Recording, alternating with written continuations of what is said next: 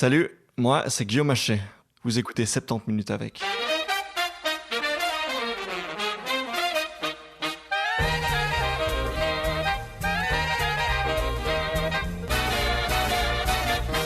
C'est une semaine un peu spéciale en Belgique, puisque en plus du 8 mars, la journée internationale des droits de la femme, il y a également ce jeudi un vote à la Chambre des représentants pour dépénaliser totalement l'IVG et pour allonger de 12 à 18 semaines le délai durant lequel une femme peut obtenir une intervention volontaire de grossesse. Du coup, c'est l'occasion de se pencher sur un service de santé publique qui est au cœur de toutes ces questions. Les centres de planning familial. J'ai eu le plaisir d'interviewer en début de semaine Lola Clavreul et Émilie C, qui travaillent ensemble au sein de la Fédération des centres pluralistes de planning familial. Et ensemble, on revient un peu sur l'histoire des centres de planning familial en Belgique, à quoi ça sert, qui y va. On déconstruit les idées reçues au sujet de ces centres, on discute de l'état des choses concernant l'avortement en Belgique, et on parle bien évidemment de l'éducation à la vie relationnelle, affective et sexuelle. J'ai passé un très bon moment avec elle, donc j'espère que ça vous plaira aussi. C'est parti!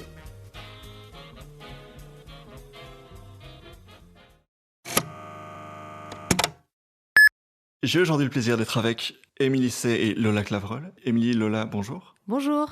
Bonjour. Alors, on va parler aujourd'hui de la Fédération des centres pluralistes des plannings familial, puisque Émilie, tu es la directrice du FCPPF. C'est correct. Alors, est-ce que vous pouvez vous présenter chacune pour ceux et celles qui ne vous connaissent pas? Nous présenter nous ou présenter la fédération? Et puis la fédération après, oui. Alors bonjour, moi c'est Émilie C, je suis directrice de la fédération depuis bientôt 4 ans. Qui suis-je? Une jeune femme de 30 ans, militante, féministe, engagée, voilà. Parfait. Lola? Moi, je travaille à la fédération depuis presque 2 ans. Je travaille en éducation permanente et en plaidoyer politique. Et je suis également féministe et très engagée. Et tu t'occupes plus spécifiquement, d'après ce que tu m'as dit, des centres en Wallonie? Oui, exactement. En fait, on a ici 25 centres affiliés. Donc, on a des centres à Bruxelles et des centres en région wallonne. Et comme on n'a pas exactement les mêmes décrets pour les centres de planning familial à Bruxelles et en région wallonne, on s'est partagé la défense politique. Donc je m'occupe de la région wallonne et Émilie s'occupe de Bruxelles. Alors est-ce que vous pouvez nous rappeler un petit peu ce que c'est le FCPPF du coup? Oui, en fait la Fédération des centres pluralistes, c'est donc une association, donc une ASBL, qui a 2 missions. La première, c'est donc de défendre les centres de planning qui sont affiliés chez nous. Donc on a 25 centres, 6 à Bruxelles et 19 en région wallonne. Et sa deuxième mission, c'est donc un organisme d'éducation permanente, c'est-à-dire qu'on crée des outils pédagogiques à destination des animateurs et des animatrices qui vont faire des animations EVRAS, mot barbare que je vais détailler tout de suite, qui vont faire des animations EVRAS dans les écoles. Et donc l'EVRAS, c'est quoi? C'est l'éducation à la vie relationnelle, affective et sexuelle. Est-ce que c'est récent ça en fait? Est-ce que c'est quelque chose qui existait déjà, le concept de EVRAS parce que moi j'étais à l'école il y a 15 ans, je me souviens pas qu'on employait ce mot-là.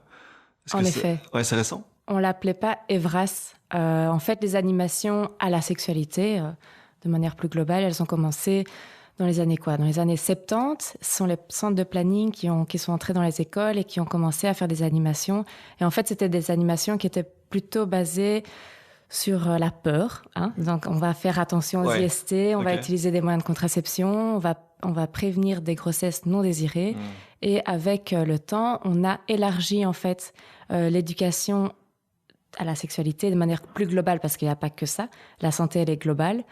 Donc, on a appelé ça éducation à la vie relationnelle, affective et sexuelle, car on n'aborde pas en fait que les IST, que la contraception, les IVG, etc. C'est bien plus large. On aborde les émotions, le respect, l'intimité, le consentement. Voilà, c'est les stéréotypes de genre, etc. Mais donc on va revenir alors sur la notion de EVRAS, de éducation à vie relationnelle, affective et sexuelle, un peu plus tard. Mais avant ça, donc tu disais fédération de centres de planning familial. Il y a un mot dans ce FCPPF qui est intéressant, c'est le P, pluralisme. D'où est-ce que ça vient? Qu'est-ce que ça veut dire? Pourquoi pluralisme? Déjà, ce qu'il faut peut-être expliquer, c'est que en Belgique, donc en Fédération Wallonie-Bruxelles, il y a 4 fédérations de centres de planning familial. Oui. On a un pilier anciennement chrétien, la FCPC, la Fédération des centres de planning familial des femmes prévoyantes socialistes, la Fédération laïque et puis nous, la Fédération pluraliste. Voilà. Donc on est 4 fédérations à s'occuper des 107 centres qui existent. Ok, mais donc, voilà, on a vraiment ce côté Belgique pilarisée, socialiste, catholique, laïque, libérale, et puis ce 4e pluraliste, et ça m'intéresse très fort. Qu'est-ce que c'est, d'où ça vient, pourquoi? Non, déjà, juste un petit mot sur la FCPC, anciennement Ouais. chrétienne, c'est comme le CDH, a changé son nom. Voilà. Donc, on ne se dit plus du pilier chrétien, mais à la base, c'était des centres plutôt de ce pilier chrétien et du coup qui travaillaient beaucoup sur les consultations de conseil conjugal, essayer de refaire couple ensemble. Voilà, ça n'est plus le cas aujourd'hui. Et ce qui a vachement polarisé en fait les fédérations de centres de planning, ça a été notamment, par exemple, l'IVG, où le pilier chrétien était moins favorable. C'est plus le cas aujourd'hui non plus. Donc pourquoi est-ce qu'il reste 4 fédérations ? Parce que ça reste des questions éthiques et c'est pas toujours facile, ça reste compliqué. Et en fait, le pluralisme, ça vient du fait que plusieurs mondes se sont croisés, et donc se sont croisés autour du pluralisme. Le premier centre pluraliste, en fait, c'est le centre de Uccle, et il a été fondé par des personnes qui venaient du mouvement laïque, par des personnes qui venaient de la Ligue des familles qui étaient pluralistes, et par des personnes qui venaient du monde chrétien, et qui se sont dit, on travaille tous dans nos sphères, et on va proposer des centres où la personne qui vient à l'accueil pourra décider si elle veut être suivie par quelqu'un qui sera laïque plutôt, ou qui sera issu du monde chrétien, etc. Donc plutôt que de faire un centre de planning familial qui est de nature catholique ou un centre qui est de nature laïque, on va en faire un seul, et puis les personnes qui viennent peuvent choisir.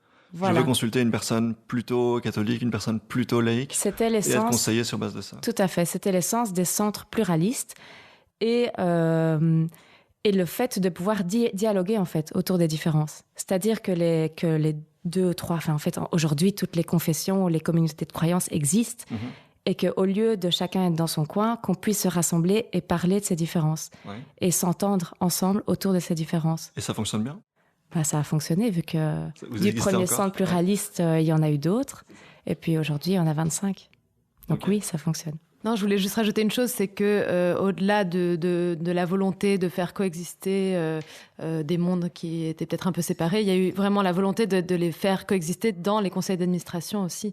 C'était pas juste au niveau des professionnels qui venaient donner des consultations dans les centres, c'était dans l'essence même des structures, cette volonté-là. Concrètement, ça veut dire que entre les différents centres que vous gérez, les 25 centres que vous gérez dans la... Non. On ne les gère pas, on les représente et on les soutient. Ok, voilà. Parfait. Ils sont des centres indépendants qui peuvent s'affilier là ou là et qui ont décidé d'être affiliés à la Fédération pluraliste. D'accord. Donc entre les 25 centres que vous supervisez et que vous soutenez, est-ce que déjà entre ces 25 centres, on observe des différences en termes philosophiques, ou bien est-ce que la pluralité se fait au sein de chacun de ces centres ? Il y a plusieurs façons d'aborder la question, mais quand une personne se rend dans un centre de planning pour quelle que soit la raison, je crois que nous on parle de bénéficiaire, donc le bénéficiaire se fiche royalement de savoir s'il est dans un centre qui appartient à la fédération laïque, à la fédération pluraliste. Okay. Je sais pas sa préoccupation. Pourquoi est-ce que ça existe si tout le monde s'en fout ? C'est historique, principalement, c'est historique. Peut-être qu'un jour, on arrivera à avoir une seule fédération. Mais pour l'instant, c'est comme ça. Mais vraiment, en tout cas, il n'y a pas de différence d'accueil entre un centre pluraliste, un centre laïque, un centre des FCPC ou un centre socialiste. Aucune. Donc, c'est intéressant parce qu'on aurait tendance à se dire, le centre catholique, il ne va pas trop avoir envie de parler d'IVG. Est-ce que c'est plus avéré, ça, aujourd'hui ? Non, c'est plus du tout vrai. Et en fait, ce qu'il faut savoir, c'est qu'il y a des centres, on va pas les appeler centres catholiques, mais des centres qui sont affiliés à la FCPC, qui aimeraient bien pouvoir pratiquer l'IVG. Mais en fait, comme il y a un moratoire de la part de l'INAMI, on n'arrive plus à ouvrir des centres IVG aujourd'hui. On n'arrive pas à en ouvrir davantage que ce qui existe. Et donc ça s'applique à tous les centres. Il y a un moratoire. Pourquoi ? On peut demander ça à l'INAMI. Pourquoi ? Personne ne sait ? Non, vraiment, je ne sais pas pourquoi est-ce qu'aujourd'hui, il n'y a pas de nouveaux centres qui peuvent s'ouvrir, alors qu'il y a des demandes. Il y a des demandes. Alors que nous, on a des centres de planning qui font la demande, mais la demande n'est pas... c'est lettre morte. Et donc, aujourd'hui, l'INAMI n'a pas l'intention d'ouvrir des nouveaux centres IVG. Et vous leur avez posé la question de savoir pourquoi ?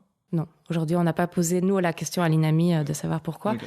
Mais par contre, une autre différence, je dirais, historique entre les fédérations et du coup les centres de planning, c'est que la majorité des centres IVG sont des centres laïques. Ça, c'est une vraie différence. Parce que c'est quand même les laïcs qui ont beaucoup porté... Oui. L'IVG historiquement. Et du coup, la grande majorité des centres IVG sont affiliés à la Fédération laïque, même s'il y en a aussi pas mal qui sont affiliés chez les FPS, donc la Fédération des femmes prévoyantes socialistes.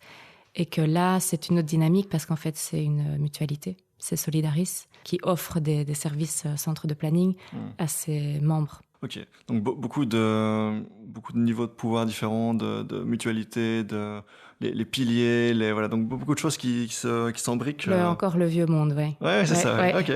Alors, donc on parle maintenant de la fédération, on parle de pluralisme et tout ça, mais on a un petit peu sauté une étape. Un centre planning familial en soi, qu'est-ce que c'est? Pourquoi on y va? Quels services sont offerts? Comment ça marche? Un centre de planning familial. Alors, déjà, n'importe qui peut y aller. Tout le monde est le bienvenu.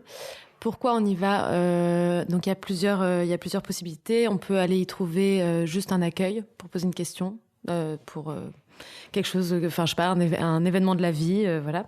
On peut aller chercher, demander une consultation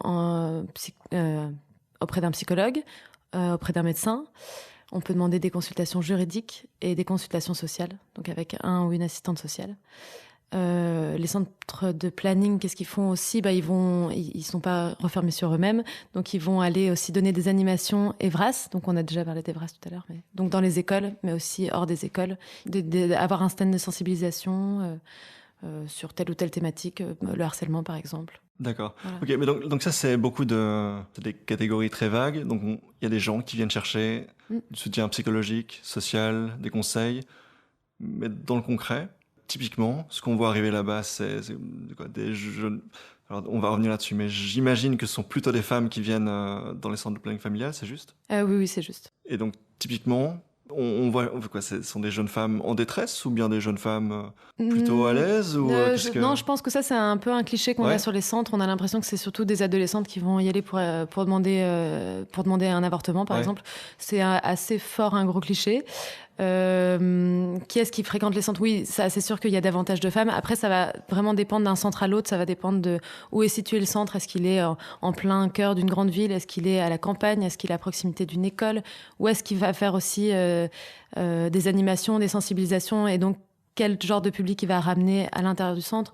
Ça dépend. On observe, par exemple, qu'il y a beaucoup de centres qui ont énormément de demandes sur les consultations psychologiques.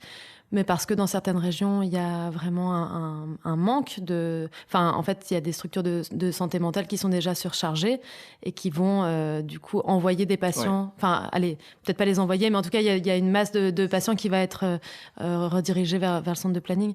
Donc, en fait, c'est difficile de faire un portrait type de la personne qui pousse la porte du centre. Okay. Non, je voulais juste rajouter qu'il y a aussi des consultations de sexologie, de médiation familiale et de conseil conjugal. Et familial. Okay.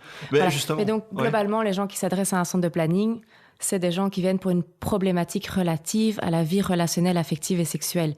Que ce soit une séparation, des problèmes dans un couple, des problèmes avec son enfant, que ce soit au niveau médical, besoin d'une contraception qui n'est pas adaptée, que ce soit petite gynécologie, etc.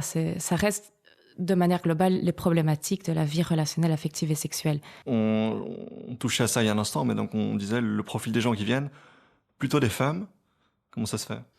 Comment ça se fait? Parce que on sait que les femmes sont les principales consommatrices de soins de santé. En tout cas, c'est elles qui vont davantage... Enfin, déjà, elles ont un parcours de santé, les femmes, qui est particulièrement chargé, puisqu'en fait, il y a beaucoup d'injonctions qui pèsent sur la santé des femmes. Donc, on va les amener à aller en consultation très jeunes, dès qu'elles ont leurs premières règles, ou alors dès qu'elles commencent à avoir des rapports sexuels. Et puis, en fait, elles ont un parcours médical qui court après jusqu'à la ménopause, avec des consultations très régulières. C'est quelque chose qui n'existe pas chez les hommes. D'accord. Et en plus, c'est les femmes qui vont inciter les enfants et les hommes à aller en consultation, donc ils vont les accompagner, etc. C'est pour ça qu'elles sont très présentes. Est-ce que c'est quelque chose de plutôt construit? Est-ce que c'est quelque chose de plutôt... C'est très construit, enfin, c'est très codifié. Je veux dire, quand on décide, alors qu'il n'y a pas de raison médicale valable d'amener une fille chez le gynéco parce qu'elle a ses règles, aucun intérêt. Enfin, je veux dire, non, enfin voilà.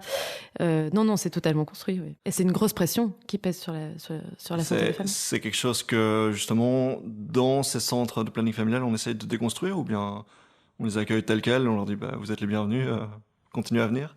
Oui, de toute façon, évidemment qu'elles sont les bienvenues et qu'elles sont encouragées à venir pour poser toutes les questions qu'elles ont envie de poser. Après, est-ce qu'on leur dit de venir moins souvent? Je pense typiquement, en ce qui concerne les consultations de gynécologie, il y avait tout un moment où on incitait les femmes à venir très régulièrement, à venir tous les ans, faire un frottis, etc. Maintenant, on sait que c'est pas forcément utile, qu'on peut venir seulement tous les 3 ans. Enfin, je pense que ça, c'est des messages qui passent par les centres, mais ça passe aussi... Ouais. Émilie. Oui, je voulais rajouter quelque chose sur les publics. En fait, le centre de planning, ce qui est de merveilleux dans un centre de planning, c'est que c'est un endroit qui est très accessible aussi, financièrement. C'est-à-dire qu'aller voir un ou une gynéco dans le privé, ça coûte extrêmement cher.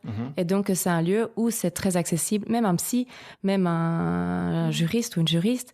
Voilà, ce sont des consultations qui coûtent cher. Et donc, les centres de planning permettent d'avoir des consultations à faible prix et donc très accessibles pour en fait... Pour donner une idée, les différences de prix entre le privé et dans un centre de planning familial, ça ressemble à quoi ? Moi, ce que je peux dire, c'est que par exemple, une consultation en région wallonne, c'est autour de 20 €. D'accord, oui, ok. Voilà. Je parle des consultations psychologiques, juridiques, sociales. Ouais. Après, les médecins, les tarifs sont indexés sur le... Alors que dans le privé, un psychiatre, c'est plutôt 80 €, un psychologue, 60. Oui, ça va tourner plutôt autour de 50 ou 60 €. Et il y a toujours une possibilité, pour les personnes qui n'auraient pas les moyens financiers suffisants, il y a toujours une possibilité d'adapter les tarifs aussi pour ce genre de public. Mais donc, tu parles de ça parce que tu voulais exprimer que les publics qui vont dans les centres de planning familial sont donc, j'imagine...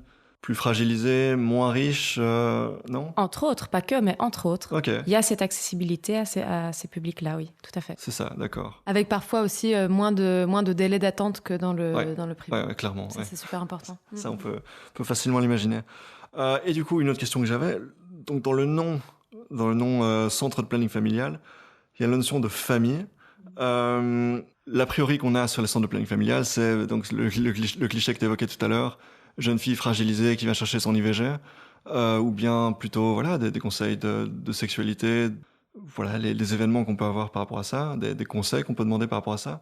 On n'a pas tellement parlé jusqu'à présent de la notion de on va se marier, on va créer une famille, etc. Le schéma très classique.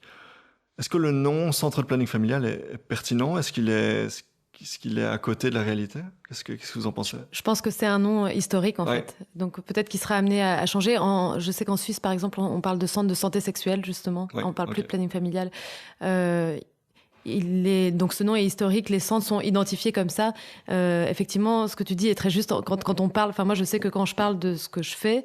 à la fédération, alors que je suis même pas dans un centre, on me dit « Ah oui, tu fais des avortements ?»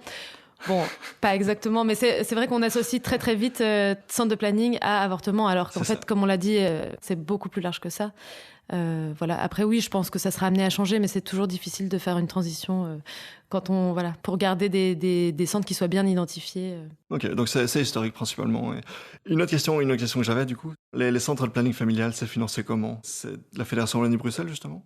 Alors non, ce n'est pas la Fédération Wallonie-Bruxelles qui finance les centres de planning, ce sont les régions. Okay. Donc la région bruxelloise et la région wallonne. Et c'est pour ça, comme Lola disait, on a des décrets différents à Bruxelles et en région wallonne qui mettent un cadre au centre de planning. Alors à ce financement structurel des régions s'ajoutent d'autres mannes de financement qui sont les APE. Vous avez peut-être entendu ça en région wallonne. Du coup, à Bruxelles, des ACS, il y a des Maribel, enfin voilà, il y a d'autres sortes de financements. Alors APE, ACS ? Alors c'est agent contractuel subventionné, ça c'est certain. Et alors Aide pour l'emploi ? Aide pour l'emploi, oui. APE, aide pour l'emploi, ok. Pour l'emploi, d'accord. Ouais. Mais donc voilà, il y a le gros du financement qui est en tout cas donné par les régions, et ça c'est la base, et c'est eux qui mettent aussi le cadre stricto sensu des centres de planning, c'est-à-dire où il faut minimum un médecin, un juriste, AS, assistant social, et psy. Et alors à Bruxelles et en région wallonne, il y a des différences, c'est-à-dire qu'on avait des médiateurs familiaux qui étaient facultatifs dans les deux régions à la base, et la région wallonne a décidé de les enlever, les médiateurs familiaux et les médiatrices. Donc, il n'y en a plus, par exemple. Le décret a évolué, et on a dit ça, on arrête, parce qu'on peut trouver de la médiation familiale ailleurs. Alors bon, là, on pose la question, c'est un peu spécial de faire jouer la concurrence entre des consultations, parce que des médecins, des gynécos, on peut en trouver ailleurs aussi. Enfin, donc voilà, ça, c'était un peu spécial au moment du changement de décret, et on aimerait toujours que les médiateurs familiaux reviennent en région wallonne. Sur le terrain, dans les centres de planning familial, quelles sont les difficultés qu'on rencontre ? Quelles sont les frustrations que peuvent rencontrer les gens Moi, je vais parler pour la région wallonne. Ouais. Ils aimeraient bien être mieux financés, ça okay. C'est sûr. Mais vraiment, enfin, le problème le plus important, c'est cette enveloppe fermée, ce qui limite considérablement leur marge d'action. d'autant plus qu'en fait, cette enveloppe qui est quand même, elle est indexée, hein, elle est majorée, indexée tous les ans, mais ça suffit pas à par rapport à l'augmentation des salaires et par rapport à l'ancienneté des travailleurs et des travailleuses, en fait, cette majoration et cette indexation ne suffisent pas. Voilà, donc ça c'est le problème majeur, et on se retrouve un peu, enfin, je parle pour les centres, mais les centres se retrouvent un peu pris au piège parce qu'on leur demande de fournir une certaine qualité de service, mais en même temps d'avoir des travailleurs qui coûtent pas cher. Ok, voilà. Donc une première difficulté qui est le financement, et particulièrement en région wallonne. En région bruxelloise, ça va mieux du coup, le financement? Oui, en région bruxelloise, il y a vraiment l'avantage que les travailleurs soient payés à leur juste barème ancienneté. Donc ça, c'est sûr qu'au niveau du financement des salaires, ils sont bien mieux lotis qu'en région wallonne. Après, dans les deux régions, il y a vraiment un gros problème avec la coordination, parce qu'un centre de planning, ça reste une ASBL, avec toutes les obligations qui sont faites aux ASBL, c'est-à-dire comptables, législatives. Aujourd'hui, il y a une réforme, la réforme du code des sociétés et des associations, avec toutes les nouveautés que ça implique. Il y a le registre UBO, il y a le GDPR, RGPD, là, etc. Et donc, en fait, plus coordonner une équipe, plus paiement des salaires. Et en fait, il y a aucun financement aujourd'hui pour ce poste de coordination. Aujourd'hui, quelqu'un qui est engagé, qui va faire des consultations psy, juridiques, médicales ou sociales, en fait, se retrouve à quelqu'un dire il faut que quelqu'un fasse de la coordination, donc qui est un peu dans un chat dans un sac. C'est-à-dire que c'est pas un chouette rôle, ça c'est pas mieux, un chat dans un sac. Non, mais c'est un rôle difficile qui est pas valorisé, qui n'est pas financé. Donc voilà, c'est quand même compliqué la coordination. Donc nous, on milite aujourd'hui pour que ce poste soit officialisé. Encore une chose à rajouter, Lola? Oui, en fait, j'étais en train de penser, je pense qu'on va en parler après, des animations Evras. Oui, j'allais venir, oui. Bon, mais alors, je ne suis pas l'interview, je la précède. Pardon. Non, ce que je voulais dire, c'est que donc les centres sont censés donner des animations Evras dans les écoles. Et il y a on est quand même ravis parce qu'on voit que l'Evras devient un enjeu politique fort et qu'on est dans un contexte politique assez favorable à ça. Mais là aussi, on manque de moyens humains et financiers pour pouvoir couvrir vraiment tout le territoire. Et ça, je ne sais pas si c'est une difficulté ou si c'est un challenge, mais en tout cas, c'est une préoccupation des centres et de nous. Est-ce qu'on a fait le tour sur les difficultés? Est-ce qu'on peut passer à la suite? Alors, on a un gros souci en région wallonne avec la pilule du lendemain.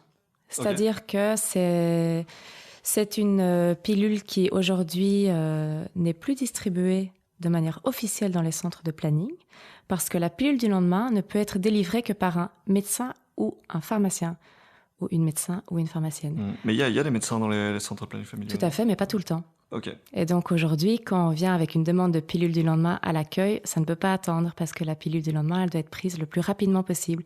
Et donc en 2014, si je ne m'abuse, la région wallonne a décidé de ne plus financer en tout cas les pilules du lendemain, et ce n'est plus, en fait, ils ne peuvent plus la délivrer, les centres de planning, ce qui est un énorme problème. Et en fait, ils continuent de la délivrer, en tout cas chez nous dans les centres pluralistes. On encourage les centres à ne pas suivre la loi, à distribuer cette pilule, parce que en fait, quand on va à la pharmacie en tant que femme, quand on va dans une pharmacie et qu'on demande une pilule du lendemain, on nous demande simplement quand a eu lieu le rapport à risque, et du coup, le prix de la pilule du lendemain varie entre 10 et 35 euros selon la pilule. Il y en a deux essentiellement. Alors que dans un centre de planning, on va avoir un réel accompagnement et les pilules sont gratuites. Et du coup, nous, on encourage vraiment les centres de planning à continuer de distribuer cette pilule, à passer outre la loi qui est mal faite. Parfois, la loi est mal faite et ne s'applique pas bien sur le terrain, donc tant pis.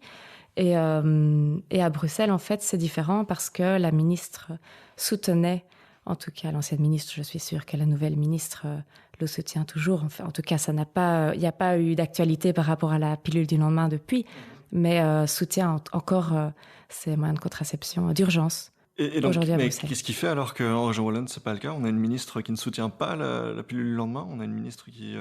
On avait une ministre qui avait dit qu'elle le soutenait, et puis le lendemain a dit finalement non parce que son parti avait changé d'avis. Donc parti c'était qui était donc le CDH, du coup, ouais. CDH. Bon, c'est une question un peu touchy, mais est-ce qu'on ne retombe pas à ce moment-là sur les vieux clichés sur le CDH et sur le... Il y a des moments où c'est pas des clichés. Ouais. Donc oui, c'est la réalité. Faut avoir... Concrètement, ça ressemble à quoi cette réalité-là? Est-ce qu'on a régulièrement, de la part de ce pilier-là, de la part du CDH, des choses assez conservatives en ce qui concerne la santé sexuelle et reproductive? Oui, clairement. Clairement. Ok.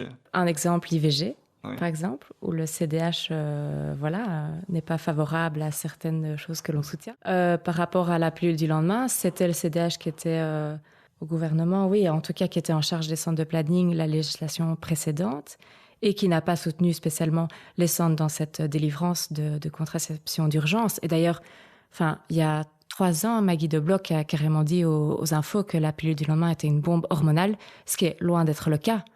Mais c'est juste, ça fait peur. Et du coup, c'est un médicament, ça fait peur.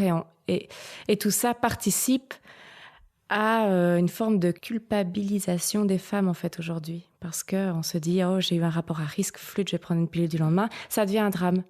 Ça devrait pas être un drame. Du coup, c'est pas que le CDH, on observe ce genre de mouvement un peu partout. C'est pas que le CDH. Surtout dans les anciennes générations, du coup. C'est pas que le CDH, mais un autre exemple, c'est par rapport à l'Evras.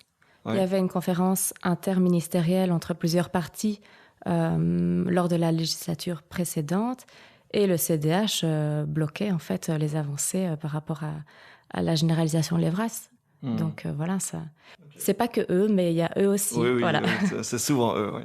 Oui, ce que je voulais dire, la différence, donc Émilie a dit la différence entre le fait d'aller prendre une pilule du lendemain dans un planning et aller chez le pharmacien, c'était l'accompagnement. C'est très vrai. Chez un pharmacien, on n'est absolument pas accompagné. On va venir donner une prescription et payer et recevoir un médicament. Ce que je voulais dire aussi, c'est que en fait, c'est pas forcément une démarche facile d'aller chercher une pilule du lendemain chez un pharmacien, parce que suivant où on habite, si on habite dans un petit village et qu'on n'a pas envie d'être reconnu, ça peut être une démarche pas du tout évidente. Alors que dans un centre, en fait, on a une garantie de confidentialité, ça c'est très important. Et je crois qu'il y a encore plein de gens qui vont... on est en plein dedans, mais l'IVG, c'est quelque chose qui n'est pas encore totalement acquis par tout le monde. Le fait que c'est un droit des femmes d'avoir accès à l'IVG, je crois que le droit de prendre une pilule du lendemain, ça peut être encore assez mal jugé. Donc c'est pour ça que c'est difficile d'aller le prendre dans une officine de pharmacie, c'est plus compliqué qu'en centre. Ouais, d'où le besoin de pouvoir la trouver dans les centres de planning familial. Oui, tout à fait. Et puis, en fait, de faire tomber certains mythes sur ce que c'est qu'une pilule du lendemain. Oui, tout à fait. Donc, quand on entend il y a 3 ans que Maggie de Bloch exprime publiquement dans des journaux que la pilule du lendemain est une bombe hormonale, nous, on a vraiment un souci avec ça parce que ce n'est pas une bombe hormonale, c'est un mythe. Les premières pilules du lendemain étaient certes chargées en hormones. Elles le sont beaucoup moins aujourd'hui. On est à la 4e génération de pilules. Et du coup, en fait, ce discours alimente la peur et et la culpabilité le fait de prendre une pilule du lendemain. On se sent pas bien si on prend une pilule du lendemain. On se dit, oula, qu'est-ce que je fais? Je viens d'avaler 500 pilules en une fois, flûte. Alors que non, ce n'est pas vrai. Aujourd'hui, une pilule du lendemain, ça représente 13 pilules. Qu'est-ce qui vaut mieux du coup? Prendre une plaquette de pilules, non mais je vais plus loin, mais aujourd'hui, prendre une plaquette de pilules tous les mois ou une fois, une pilule du lendemain parce qu'il y a eu un échec. Enfin voilà, ça remet aussi en question pas la légitimité, mais la confiance qu'on a par rapport à cette pilule qui aujourd'hui devrait être augmentée. Et aujourd'hui, on a peur encore de la pilule du lendemain en tant que jeune femme. On perd en confiance dans cette pilule et du coup, on augmente en culpabilité chez les femmes qui la prennent. Si notre ministre de la Santé nous dit que c'est une bombe hormonale, ça craint. Et pourquoi est-ce qu'elle fait ça, du coup? Qu'est-ce qui peut l'amener à faire ce genre de communication? Mais honnêtement, je ne sais pas, parce qu'elle-même est médecin. Donc, soit elle n'est pas à jour. C'est possible qu'elle soit pas à jour du fait qu'il y ait des nouvelles pilules, tu avais l'air de dire que oui, c'était plutôt daté comme analyse. Ouais. Mais donc, c'est des mythes et il y a des fausses croyances qui continuent de suivre cette pilule du lendemain et qui sont vraiment dommages. Lola, tu voulais rajouter quelque chose? Je sens que Maggie de Bloch va pas m'aimer, mais en fait, il y a des prises de position qui sont idéologiques. Et donc, à partir du moment où on considère que non, c'est très dur ce que je veux dire, c'est pas dirigé contre Maggie de Bloch, mais à partir du moment où on refuse, comment je pourrais dire ça, on n'autorise pas les femmes à être pleinement maîtresses de leur corps et de leur santé et de leur vie. Voilà, effectivement, ça peut prêter à toutes sortes de propos et ce genre de propos sur la pilule du lendemain, ça en fait partie. Est-ce que tu es en train de dire que Maggie de Bloch et l'Open VLD ne sont pas assez féministes et sont même... Oh, mais je veux pas viser spécialement Maggie de Bloch ou certains partis. Ce que je veux dire, c'est qu'il y a des prises de position qui, typiquement ce genre de sortie, qui s'appuient sur une certaine vision de la liberté des femmes, à être maîtresse de leur corps, à être maîtresse de leur santé, à être responsable de leurs choix, de leur vie sexuelle, etc. etc. Oui. C'est beaucoup plus diplomatique. Je suis la diplomate de cette fédé, que ce soit bien clair. Ok, c'est parfait. On peut revenir sur ce que vous appeliez l'EVRAS, donc l'éducation à la vie relationnelle, affective et sexuelle. Donc le FCPPF est agréé en tant qu'organisme d'éducation permanente. Qu'est-ce que ça veut dire ? À quoi ça ressemble concrètement l'EVRAS aujourd'hui dans les écoles en Belgique ? Dans l'éducation permanente, il y a plusieurs axes. Nous, on est dans un axe où on doit produire des outils pédagogiques. Donc, on doit produire 7 outils pédagogiques par an dans le champ de l'EVRAS, donc de l'éducation à la vie relationnelle, affective et sexuelle. Concrètement, ça veut dire qu'on va produire principalement des jeux, en fait. Enfin, des outils pédagogiques, mais qui revêtent plusieurs formes. Donc, ça peut être, des jeux de cartes, des jeux de plateau. Ça peut être des brochures. Ça peut être, qu'est-ce qu'on a fait ? Des planches anatomiques. Enfin voilà, plein de formes différentes. Une amie m'a envoyé une photo d'un genre Trivial Poursuite sur l'EVRAS, c'est juste ? Oui, tout à fait. Cette année, on a sorti un Trivial Poursuite. Et donc c'est vous qui le produisez du coup, de A à Z ? Tout à fait, de A à Z, ouais, on fait tout. On réfléchit, on le design, on le met en forme, avec l'aide parfois de partenaires extérieurs. Et donc ces outils sont à destination des professionnels, mais in fine, quand on parle de jeux, de Trivial Poursuite, de jeux de cartes et tout ça, c'est plutôt pour les jeunes. Alors en fait, nous, notre public cible, c'est plutôt les adultes. On ne travaille pas directement avec les jeunes, donc ça va être les adultes, donc les professionnels en font partie. L'idée, c'est... après ça, je crois que c'est assez particulier à la Fédé, mais on essaye de faire aussi réfléchir les professionnels sur leur représentation des choses. On essaie de travailler beaucoup sur l'esprit critique. Donc on ne va pas apporter... dans nos outils, en fait, on ne va pas apporter des réponses. On ne va pas faire du travail juste d'information, mais on va essayer de remettre les choses en question, d'aborder, par exemple, on a fait, je donne un exemple parce que ce sera plus clair, mais on a fait un outil l'année dernière sur la question de la pornographie. Bon, c'est un sujet éminemment polémique. Enfin, voilà, on a un peu tout et son contraire. On a des gens qui sont complètement, pour qui la pornographie c'est le diable incarné, et puis d'autres qui vont être beaucoup plus ouverts, peut-être trop même parfois. Et donc nous, ce qu'on essaye de faire, c'est d'arriver avec plusieurs angles de vue. Donc on a travaillé avec une approche historique, on a travaillé sur qu'est-ce que c'est l'industrie de la pornographie, on a travaillé sur les idées reçues qu'on pouvait avoir, qu'est-ce qu'on trouve en littérature, etc., etc. Et donc on essaye de montrer que les choses ont plusieurs facettes et qu'il n'y a pas de réponse toute faite, mais qu'on peut s'exercer à réfléchir et à débattre ensemble sur ces sujets. L'EVRAS aujourd'hui dans les écoles, concrètement, est-ce que ça ressemble à quoi ? Est-ce que ça a évolué par rapport à il y a 15 ans, il y a 10 ans ? Est-ce que... Oui, ça a sans doute évolué. Alors moi, je n'étais pas là il y a 10 ans ou 15 ans. Ce que je sais, c'est qu'on a un protocole d'accord depuis 2013 qui visait à donner un cadre à l'EVRAS. En fait, l'EVRAS fait partie des missions obligatoires de l'école. Ça, c'est important de le dire parce que je pense que c'est pas assez su. Le problème, c'est que ce protocole d'accord, il ne dit rien sur la forme que va prendre l'EVRAS dans l'école et il ne dit rien sur le fond non plus. Donc, en fait, ce qu'on a aujourd'hui, c'est qu'on a une disparité immense entre des écoles où il va y avoir des projets de dingue qui vont être mis en place sur plusieurs années, avec parfois une cellule EVRAS qui va être intégrée complètement à l'école, et puis des écoles où il y aura une espèce d'affiche dans le couloir du 3e étage, où il y aura une affiche qui date des années 90 avec les différents moyens de contraception. Enfin, je force légèrement le trait, mais... je suis pas si loin de la réalité. Donc voilà, l'EVRAS a changé certainement, mais pas de manière très homogène, quoi. Ok. Mais donc, ce qui fait peur, c'est quand tu dis pas de contraintes sur le comment, sur le fond, sur la forme. Du coup, est-ce qu'on est sûr qu'aujourd'hui l'EVRAS est bien dispensé dans les écoles, que les jeunes sont bien informés sur ces questions, ou bien est-ce que c'est une grande inconnue ? Ah non, on est certain du contraire. En fait, on sait qu'il y a à peu près 10 à 15% des élèves qui sont touchés. Ça fait pas une masse énorme. Donc 10 à 15% des élèves en Fédération Wallonie-Bruxelles tout court. 10 à 15% des élèves en Fédération Wallonie-Bruxelles reçoivent de l'EVRAS. D'accord. On est loin de la généralisation. Ouais, moi, perso, quand j'étais en 6e primaire, j'étais en néerlandais. J'ai eu un cours en 6e. Et puis, quand je suis passé en français en secondaire, j'en ai eu un quand j'avais 15 ans. Et c'était pas terrible. C'était en école catholique. Mais tu as de la chance. Voilà. J'en ai quand même eu 2. Moi, personnellement, j'en ai eu 4 des animations EVRAS au cours de mon parcours. Et en fait, quand j'ai commencé mon job ici à la Fédération Pluraliste, j'ai été choquée de découvrir que j'étais une privilégiée. J'étais littéralement choquée de savoir que moi, j'avais eu 4 cours et qu'en fait, il y a plein de jeunes qui en ont eu 0. Parce que les animations Evras, c'est rendre accessible des informations à tous et à toutes. Des informations qui devraient en fait être fournies par l'école parce qu'on sait que du côté de la famille, c'est pas forcément le cas. Et donc, pour moi, les animations Evras, elles sont fondamentales. Et ne fût-ce que le fait que les centres de planning viennent se présenter dans toutes les écoles pour savoir que ce lieu existe et qu'on peut aller vers les centres de planning si on a une question, eh bien, c'est fondamental et c'est pas encore le cas aujourd'hui. C'est assez catastrophique ce que vous dites sur le 10-15%, mais c'est... Parce que tout à l'heure, vous disiez qu'il y avait un contexte politique favorable qui encourageait ce genre de démarche. Mais maintenant, vous m'expliquez qu'en fait, c'est désert. 10-15%, c'est rien. Mais le contexte politique favorable, il est très récent. Hein. C'est avec la nouvelle législature.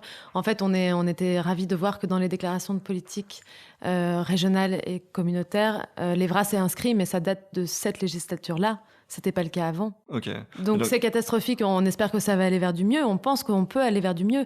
Après, voilà, c'est quelque chose d'assez récent. Et ce que j'ai dit aussi tout à l'heure, c'est que je crois que les centres... Enfin, en plus, depuis tout à l'heure, on parle que des centres quand on parle d'Evras, mais les centres de planning ne sont pas les seuls acteurs qui font de l'Evras.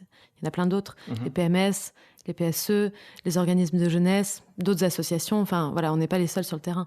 Le problème, c'est que même si les centres voulaient faire mieux, aujourd'hui, ils n'en ont pas la possibilité. Ce qu'on a dit tout à l'heure, on parlait, en tout cas pour la région Wallonne, de l'enveloppe fermée. Les centres, aujourd'hui, même s'ils ont toute la meilleure volonté du monde pour aller dans les écoles pour faire de l'Evras, ils n'en ont pas la possibilité humaine et financière. C'est-à-dire que c'est les écoles qui viennent vers les centres pour demander qu'il y ait des animations Evras dans les écoles. Mais en fait, dès qu'on est au mois de juin, pour l'année scolaire suivante, les calendriers sont déjà bloqués et remplis. Ok, mais donc ces 10-15%, d'après ce que tu dis, c'est surtout une question de moyens, une question de finances, et pas une question de volonté, pas une question de... on a un monde scolaire très inerte, très rétrograde, qui n'a pas envie qu'on parle de ça... Donc c'est une question de moyens, une question d'argent. C'est principalement une question de moyens. Après, ce qui se passe, quand je parlais des différences qu'il y a entre les établissements en matière d'Evras, c'est sûr qu'en fait, aujourd'hui, il y a une grande liberté qui est laissée aux directions d'école. Et c'est vrai, je crois qu'on peut le dire clairement, qu'il y a des directions qui sont frileuses et qui veulent pas... on sait qu'il y a des écoles où on ne peut pas aller parler d'IVG, par exemple. Et des choses comme parler d'homosexualité, parler de plaisir, des choses comme ça, c'est... Oui, l'homosexualité, c'est quelque chose qui revient souvent aussi. Après, je ne sais pas si ça vient, pour le coup, des directions ou c'est aussi quelque chose qui est tellement commun à la société que, évidemment, ça revient aussi dans les discours des jeunes. Et c'est ça qu'il faut aller aussi mettre en débat, enfin, voilà, discuter, amener d'autres points de vue et construire un peu autre chose, quoi. Ok. Et je reviens sur la notion de plaisir, parce que j'ai aussi l'impression que les trucs d'Evras, c'est très focalisé. Contraception, IVG, enceinte, des choses comme ça. Et très peu sur, simplement la notion de plaisir. Est-ce que c'est juste comme a priori ou... Mais le problème, c'est que quand on a c'est de prioriser. Si vous savez que vous avez une seule séance dans une école, il faut aller parler de quoi ? Oui, ok, c'est compliqué, hein. C'est quoi les priorités ? Est-ce qu'il faut parler est-ce qu'il faut faire de la prévention ? Est-ce qu'il faut aller aborder autre chose ? Ça, je crois que c'est très difficile et là, j'ai pas la réponse.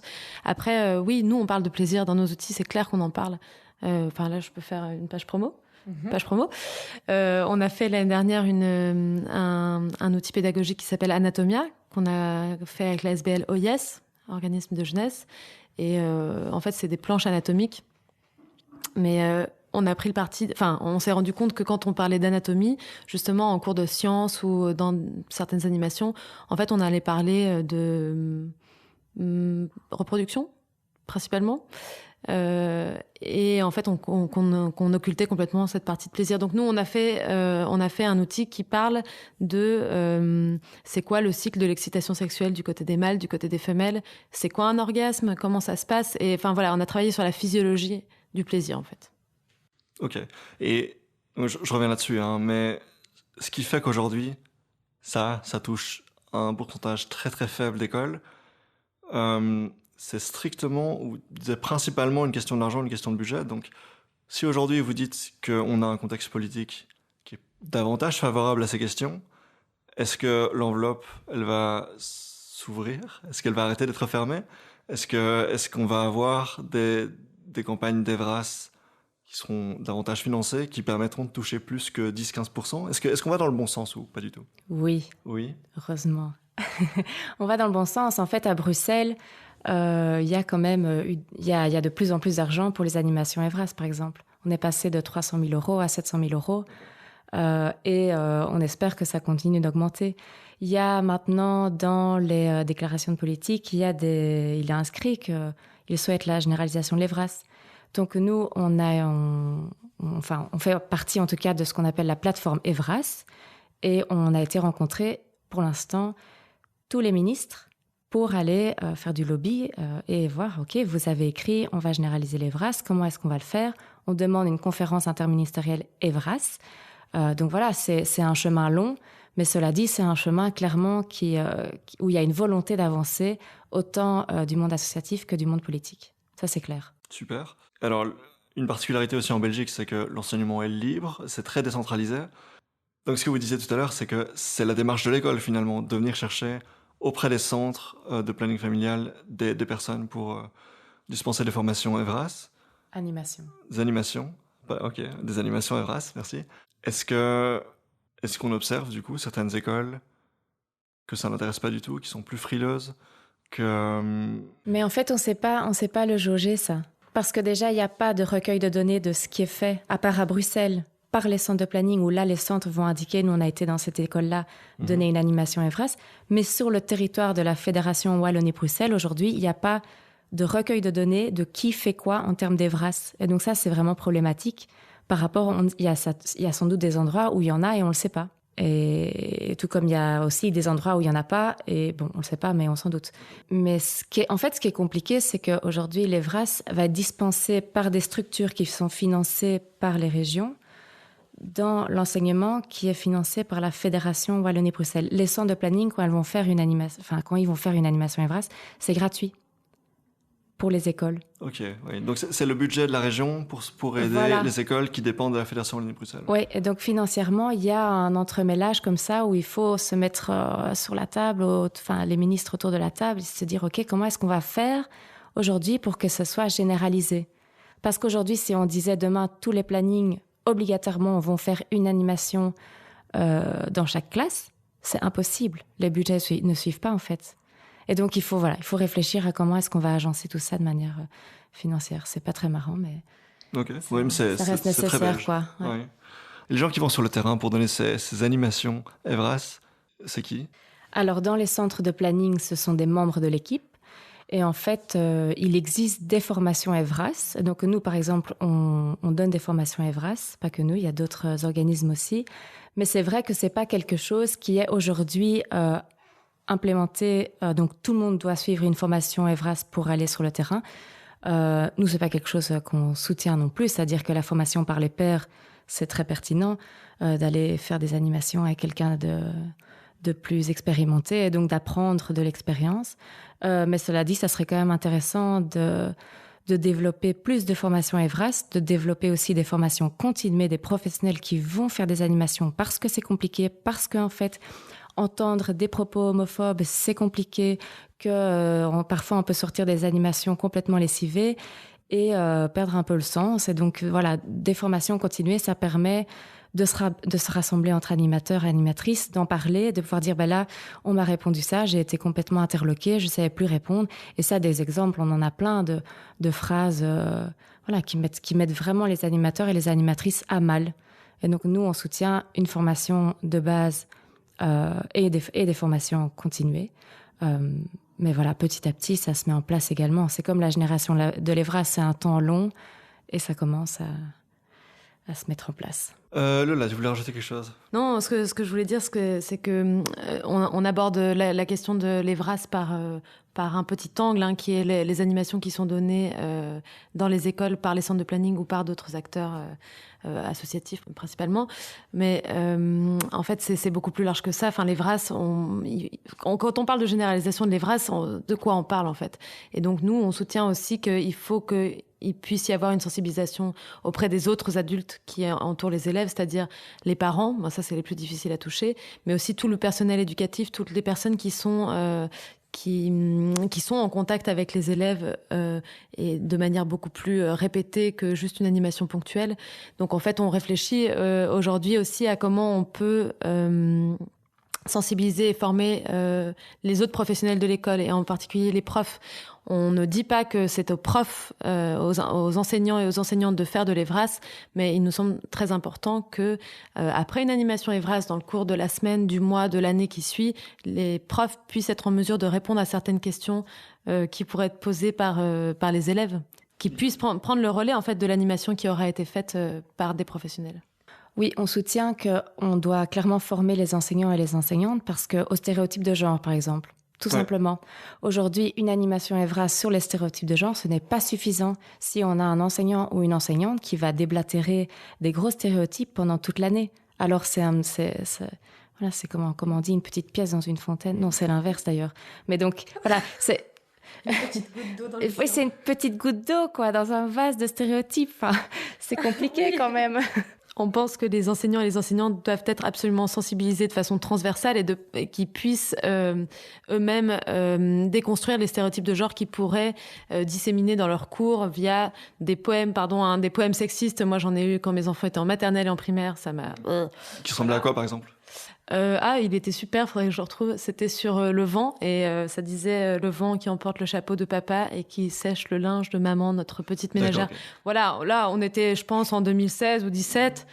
Bon, voilà quoi. Et on nous rapporte tout le temps des trucs comme ça, des gâteaux d'anniversaire genrés, un gâteau pour les garçons, un gâteau pour les filles. Enfin, on marche à la tête. C'est plus possible. Aujourd'hui, c'est plus possible d'avoir ça. Et en fait, c'est exactement ce qu'Émilie a dit. Nos petites animations EVRAS, elles sont super et on va militer pour qu'elles soient plus régulières et qu'elles soient beaucoup plus inscrites dans le parcours des élèves en Fédération Wallonie-Bruxelles.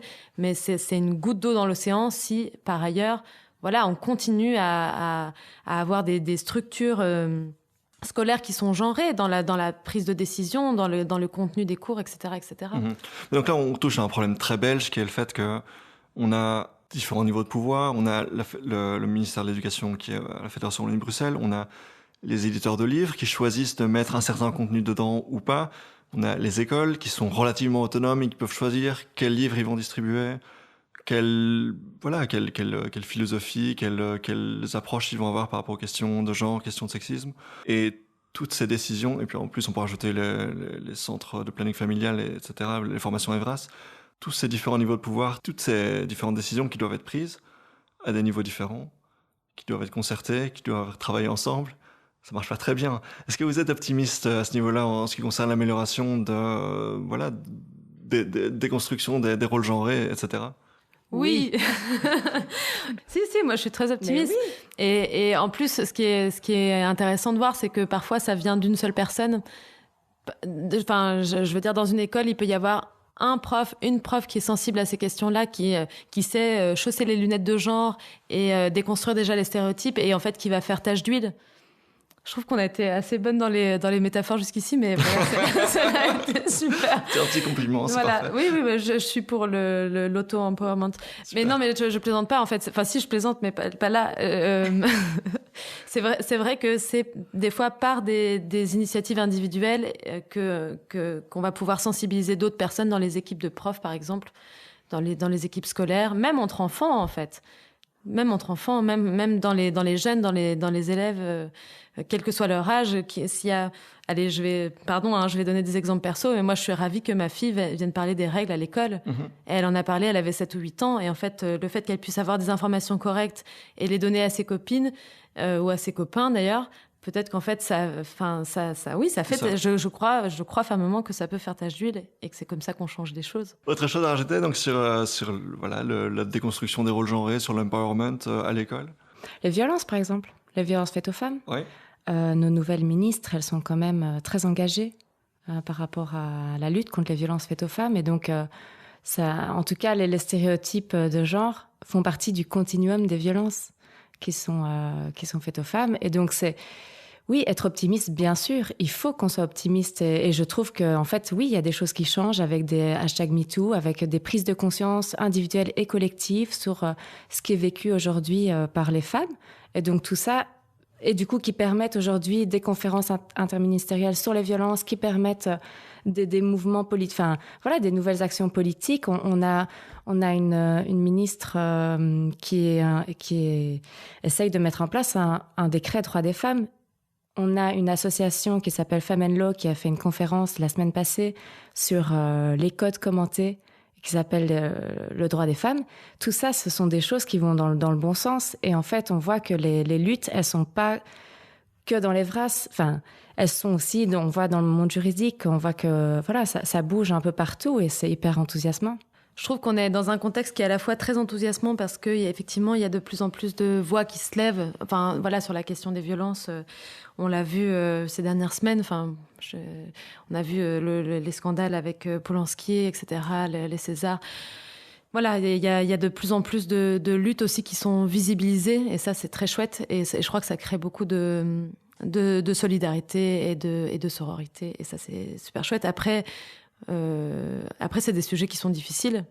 Donc, on a beaucoup d'espoir, mais il y a aussi un travail énorme à faire. Des fois, c'est des individus qui vont pouvoir faire changer les choses, mais effectivement, il y a des mouvements collectifs à initier.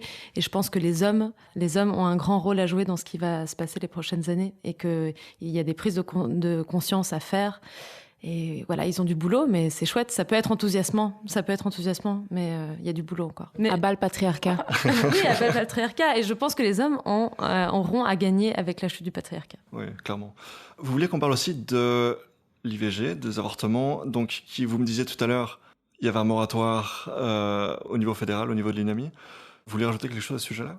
Oui, on aimerait quand même dire quelque chose sur l'IVG. Donc, il y a une proposition de loi qui va passer jeudi en Chambre des représentants. C'est une proposition de loi qui est soutenue par 8 partis politiques et qui, en fait, allonge le délai de 12 à 18 semaines. Ouais. Alors, il y a quand même une grande confusion aujourd'hui dans le grand public. On se dit, oula, mais 18 semaines, c'est quand même beaucoup. Non. Faut pas mélanger le fait d'augmenter le délai avec l'augmentation du nombre d'IVG. Souvent, on se dit, il y a un plus long temps dans lequel les femmes sont aptes à faire une interruption volontaire de grossesse. Et du coup, il y en aura plus.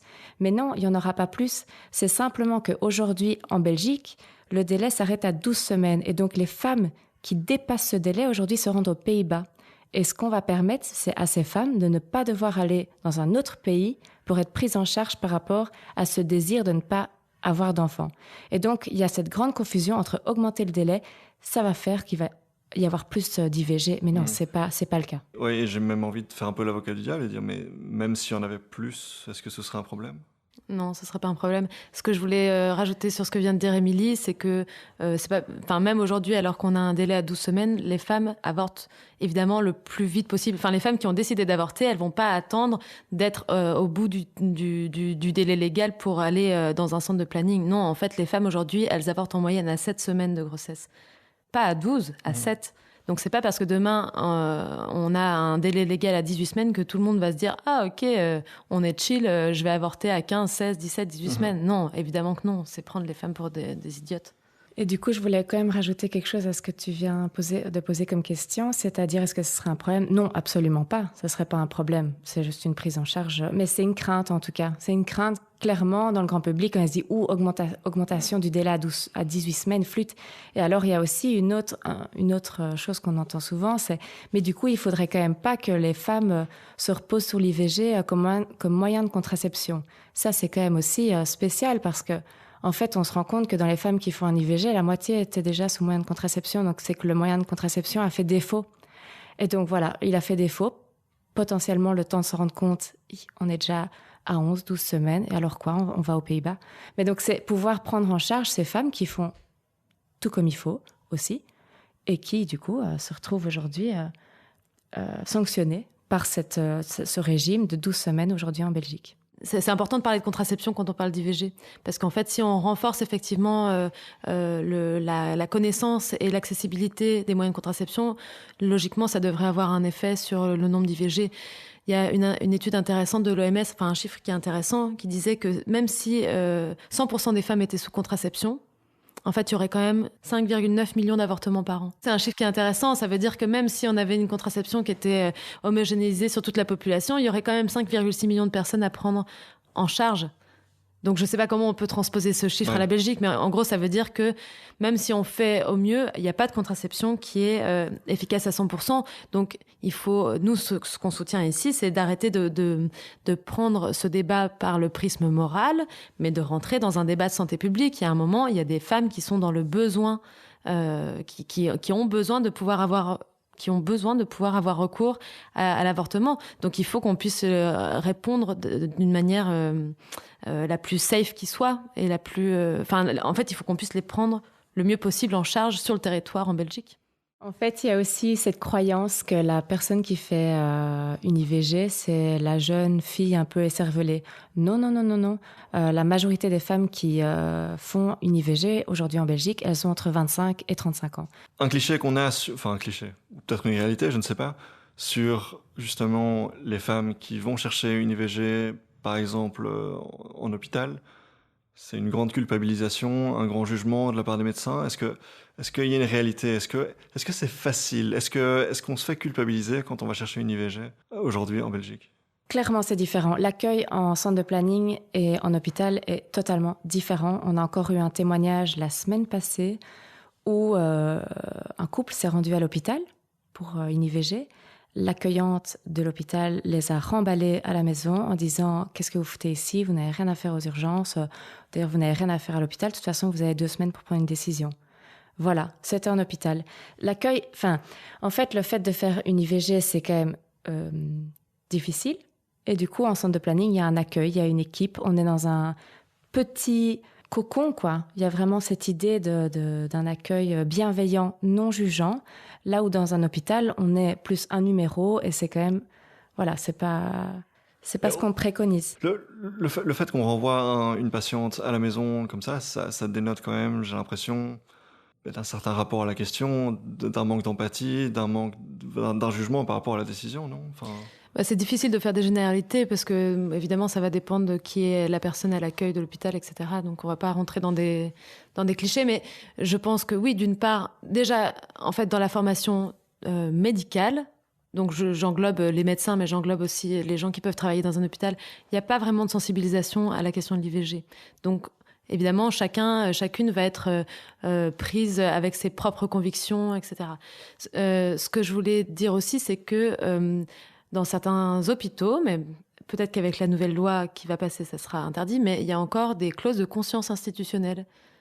C'est-à-dire que dans certains hôpitaux, on ne pratique pas l'IVG. Ce ne sont pas les praticiens qui le décident ou les praticiennes qui le décident. C'est une clause qui recouvre tout l'hôpital.